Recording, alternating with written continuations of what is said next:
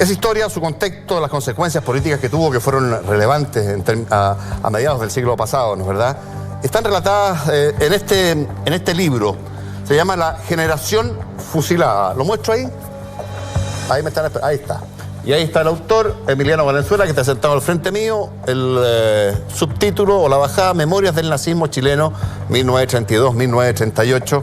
La Generación Fusilada, entonces, es tema de comentario, de análisis. Emiliano, te agradecemos especialmente Muchas gracias, José, por invitarme. Habernos acompañado esta noche.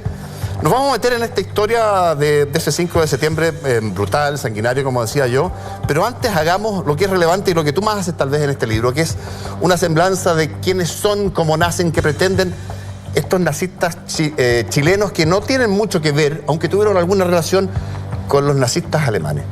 Mira, yo siempre me pregunto lo siguiente, ¿qué tuvo que ver un obrero de la construcción, ¿no? Un gañán del salitre, sí, o un estudiante, ¿no?, con un movimiento que estaba sucediendo en esos momentos en Europa, ¿no?, y que era absolutamente distante? Absolutamente nada. Lo interesante ahí es como la voluntad política de la movilización, ¿no?, la voluntad política de querer pensar de acuerdo al repertorio de opciones que existían, ¿no?, en la sociedad planetaria, el país, ¿no?, las crisis, los momentos difíciles. Es bien interesante porque estos personajes son... ¿Quiénes eran estos personajes? ¿Eran obreros, estudiantes, eran jóvenes?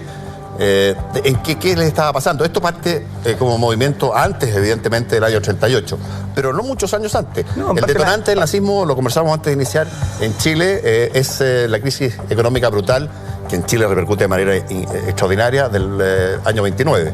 Bueno, en el año 29 hay varios movimientos no sociales. Se instaura una república socialista en Chile, ¿no?, el 4 de junio del año 32. Y desde la derecha chilena surgen una serie de movimientos anticomunistas, ¿no?, de resguardo a la propiedad privada, ¿no? Mucho susto al comunismo. Y surgen estos guardias cívicas, ¿no?, desde los municipios. Aparece un ejército paramilitar que tiene la derecha de 70.000 miembros, que son las milicias republicanas, financiadas por el Estado, financiadas por Alessandri con arsenales y con dinero. Y aparece este abogado de Ñuñoa, ¿no?, Jorge González Fonmaré. Este es un personaje clave, que claro, no pasemos de él tan rápido. Ya te voy a pedir detalles. Que tiene la idea, él no es chileno ni alemán, ¿no?, pertenece a las dos vertientes, ¿no? Es mitad chileno y mitad alemán. De madre alemán. Pero claro, no tiene como una pertenencia real a lo que es Chile y tampoco a Alemania. Entonces, tiene una personalidad muy ambigua, muy extraña. Y él crea este movimiento el año 32, ¿no? Inspirado claramente en lo que estaba sucediendo en Europa. Y es de alguna manera un movimiento que tiene como la intención de ser la salvaguarda de la propiedad privada de la derecha chilena de ese tiempo, ¿no? Esa es su inspiración inicial. Vamos a ir viendo, Emiliano, que después van derivando hacia otras vertientes, pero claro, para hacer la diferenciación más clara para quien nos estaba viendo, tienen en paralelo un desarrollo con el nazismo alemán que es previo a la crisis del 29, tiene que ver con la humillación de Alemania por el Tratado de Versalles y esta culpabilidad de Alemania que le hacen pagar la guerra y que termina pagando hasta el año 2010. Ellos buscan inspiraciones. Pero buscan ahí inspiración, pero no tienen tanto ideológicamente que ver con ellos. No, o sea... Alemania es Alemania, Chile es Chile. No, es que hubo nazismo alemán en Chile. Claro, o sea, estaba claro, en el sur. De hecho, había una doble militancia entre este nazismo al principio, ¿no? Con el nazismo chileno. Pero después esa doble militancia, a medida que va...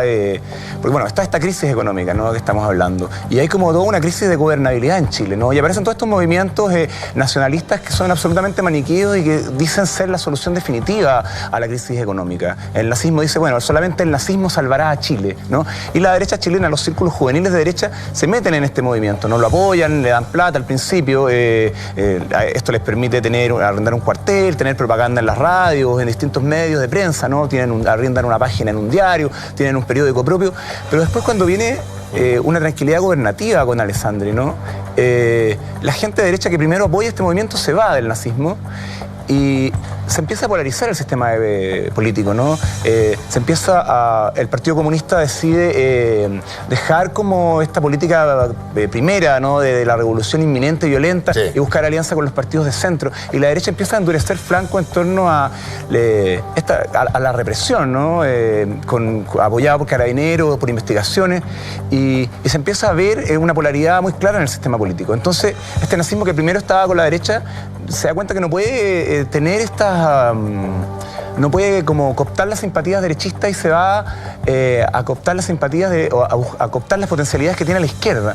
Y empieza a meterse en los barrios populares, ¿no? Y ahí una clase media urbana o una clase trabajadora se empieza a meter a este movimiento, ¿no? Y empieza a tener un desarrollo en la calle, totalmente. Y empiezan a aparecer los primeros objetivos, ¿no? Aparece un primer objetivo electoral que son las elecciones parlamentarias de marzo del año 37, claro. Sí. Y bueno, ellos dicen, los que dominen la calle dominarán la elección. ¿No les va muy bien? No, no les va muy bien. Bastante mal. Es por esta ingenuidad de la que hablamos de este jefe, ¿no? Que no es... González Pomaré. Claro, que no es chileno ni alemán y que tiene una muy particular manera de pensar cómo deben ser las cosas, ¿no? Él es el nazismo en el fondo. Él es el rótulo. El nazismo chileno no se entiende, ¿no? Sí, sin él el nazismo chileno no existe. Ajá. Él es el rótulo o como la, entre comillas, la cara publicitaria del nazismo. Es un hombre que tiene trayectoria política previa, que había sido alcalde de Ñuñoa. Que había sido alcalde de Ñuñoa, había tenido cierta experiencia social en escuelas nocturnas que había fundado, había estado en asociaciones nacionalistas que conspiraron contra Alessandri en los años 20, ¿no? El ATEA, ¿no? Tennessee Armed Force de Abnegación se llamaba. Cuando ya Alessandri enfrentó un golpe de Estado y vamos a ver que ese miedo instalado que tenía Alessandri tiene algo que ver con lo que pasa el 5 de septiembre del 38. Alessandri era un personaje que tenía absoluto temor de la conspiración, ¿no? Claro. De la conspiración desde el mundo comunista o desde el ibañismo. Entonces, bueno, esta ingenuidad... Carlos Ibáñez del Campo y Arturo Alessandri Palma eran enemigos acérrimos. Sí, acérrimos, totalmente. Entonces... Representaban la antípoda. La antípoda, claro. Entonces, esta ingenuidad del jefe... hay un historiador que lo dice muy bien, dice, es el vehículo hacia una muerte atroz, difusa y perturbadora, ¿no?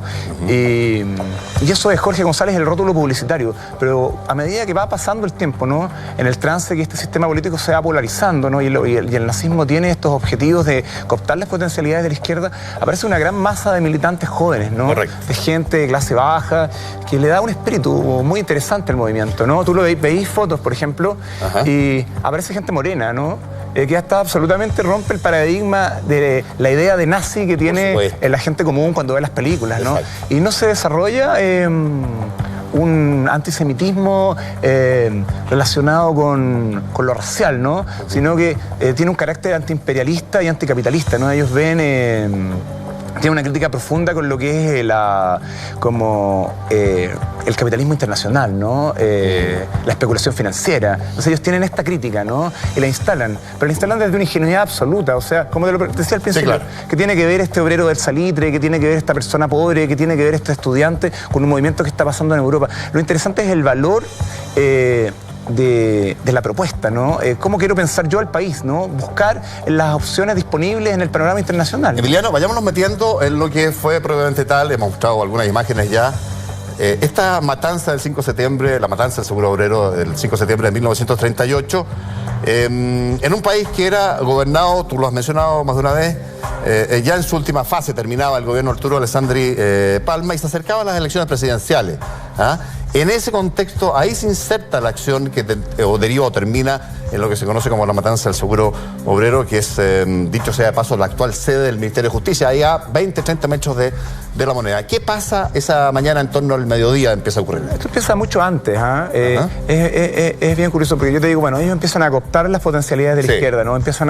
Tienen este jefe ingenuo, ¿no? Que lanza 58 candidaturas y logra solamente 3.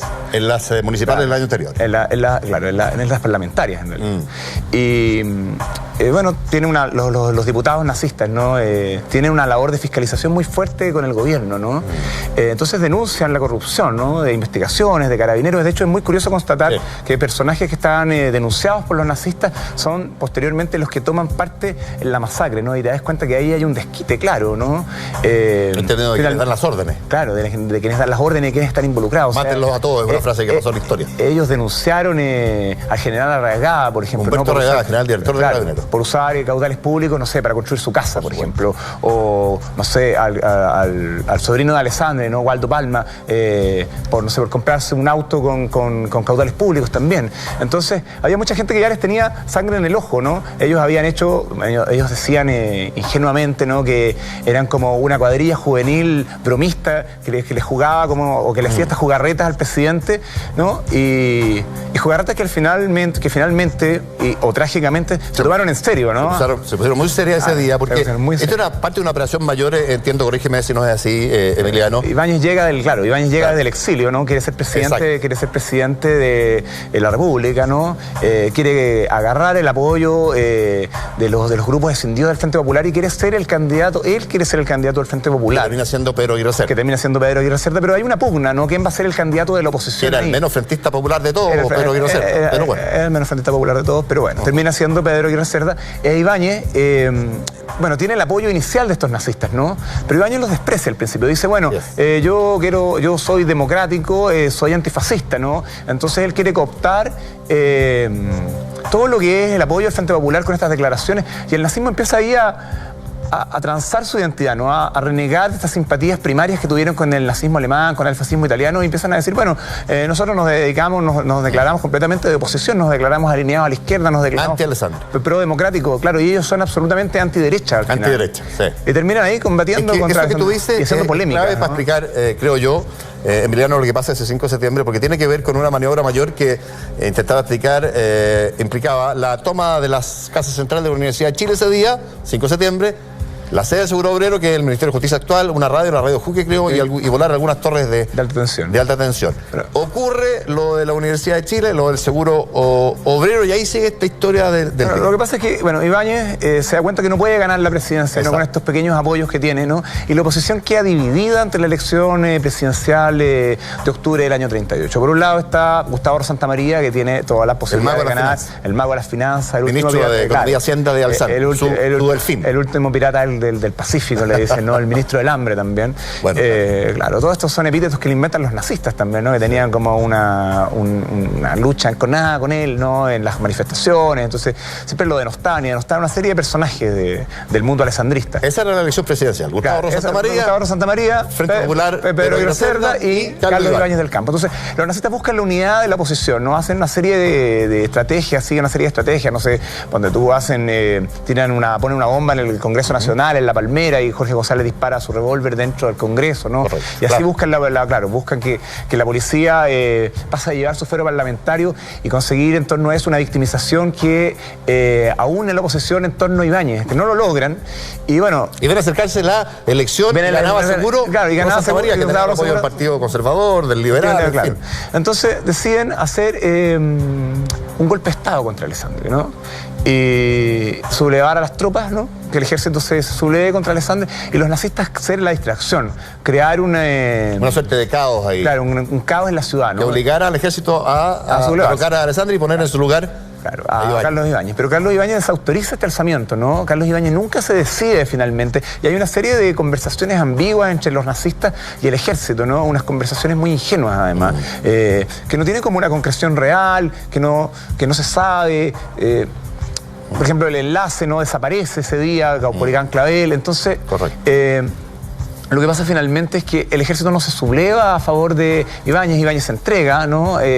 Durante ese día, claro. Y los nazistas quedan absolutamente solos en la Universidad de Chile y en el Seguro Obrero. Atrincherados. Entonces, y ahí aparece el regimiento Tacna. Ahí aparece el regimiento Tacna, bota a la puerta de la universidad, persigue a los estudiantes adentro de la universidad. Con balas de cañón. Con balas de cañón. Y matan a 7 estudiantes dentro de la Universidad de Chile. A los otros los sacan, los atrincheran en una casa vieja que está frente al lado de la universidad, ¿no? Claro. Y los hacen marchar por las calles de Santiago con los brazos en alto, ¿no? Las imágenes son muy fuertes, sí, aparecen estos estudiantes, ¿no?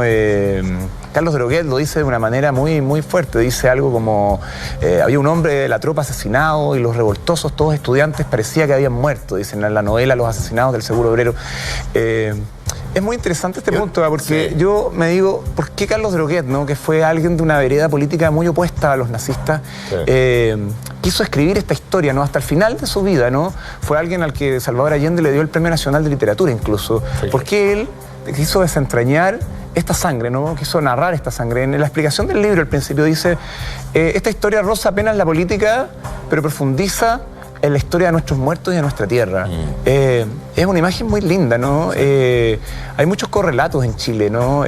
Muy profundos, ¿no? La historia de la sangre, la historia del dolor. Y yo creo que en esta historia hay una clave para entender algo, ¿no? De eso. Ya se produce el primer derramamiento de sangre, como decías tú, en la Universidad de Chile, donde son sacados a fuego y son llevados en un caminar bastante divagante. Oscilante por las calles del centro de Santiago, apuntados con rifles ahí, con las manos arriba. En dirección primero a una comisaría, luego a investigaciones que está un poquito más hacia el norte. Y después al Seguro Obrero. Y finalmente al Seguro Obrero, donde estaba la otra parte, a medio doblegar todavía. Después hacen negociaciones, ¿no? Claro. Y los convencen para rendirse, ¿no? Y les prometen que los van a respetar la vida, ¿no? Y bueno, dicen, bueno, rendidos no nos van a matar. Nadie creyó que eran estudiantes armados. Eran estudiantes armados, pero armados con pistolas viejas y corazón, como dice una crónica de la época. O sea, tenían un par de rifles.